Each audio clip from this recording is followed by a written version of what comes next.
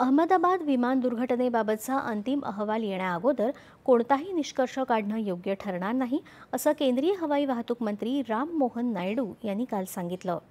या दुर्घटनेबाबतचा केवळ प्राथमिक स्वरूपातला अहवाल चौकशी यंत्रणांनी जाहीर केला आहे. त्यामुळे आत्ताच कोणत्याही निष्कर्षापर्यंत येणं उचित ठरणार नाही, असं त्यांनी स्पष्ट केलं.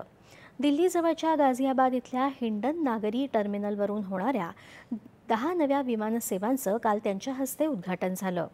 अहमदाबाद अपघातातल्या ब्लॅक बॉक्समधल्या तपशिलांची उकल करण्याचं काम भारतातच करण्यात आलं, याबद्दल त्यांनी समाधान व्यक्त केलं.